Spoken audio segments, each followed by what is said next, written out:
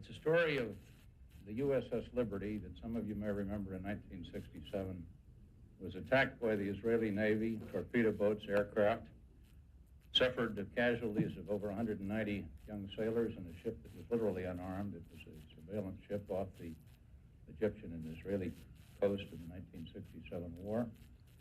Israeli planes machine gunned it, torpedoed it, torpedo boats, and when they lowered lifeboats, machine gunned the lifeboats. The intent was that there'd be no survivors. The ship did survive, limped back to port.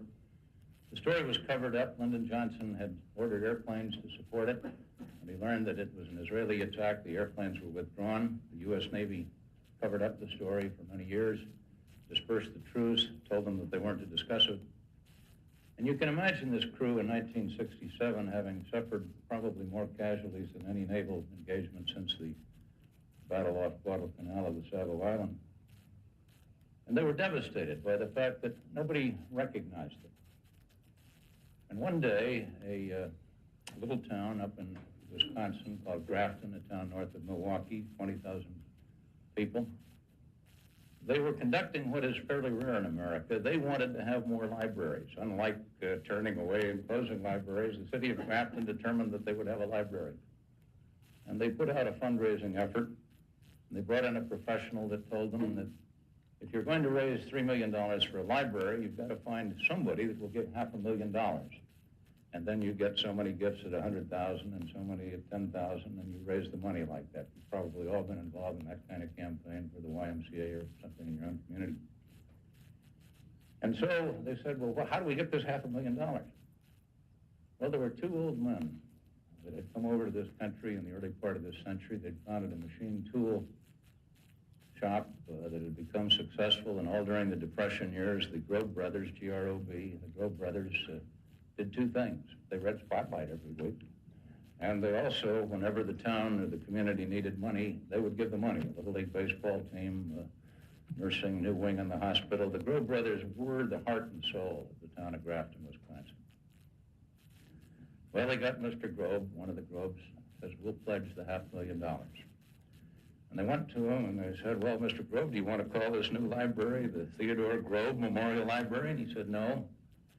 He'd been reading Spotlight about the USS Liberty, the injustice. He said, I want to name it the USS Liberty Memorial Library.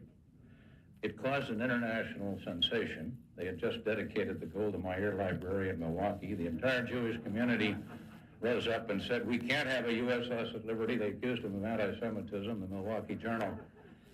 But they had an ex-Navy CPO that was the mayor of the town, and they stuck to their guns, and sooner they finally dedicated the USS Liberty Memorial Library, and the surviving crew members came, and there wasn't a dry eye in the house. It was a memorial that had the names of the 34 dead on that memorial, and they had 6 old men that fired the salute with the old Springfield rifle. They had a band, and everybody was just overjoyed, but in the meantime, the press was referring to them as this anti-Semitic town.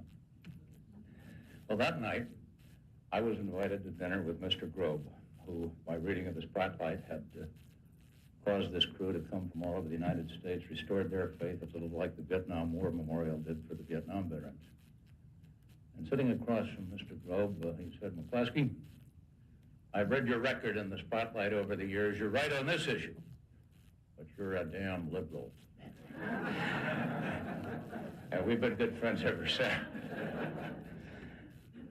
So, when a voice speaks the truth, it can lead to great things. And the Spotlight, no matter how many times over the years they've called me a liberal or disagreed with me on believing in the United Nations or one of those liberal positions, I have never ceased to thank them for what they did for the surviving 60 or 70 members of the Liberty, which take their faith from that dedication at the little town of Grafton, which never would have happened but for Spotlight. So,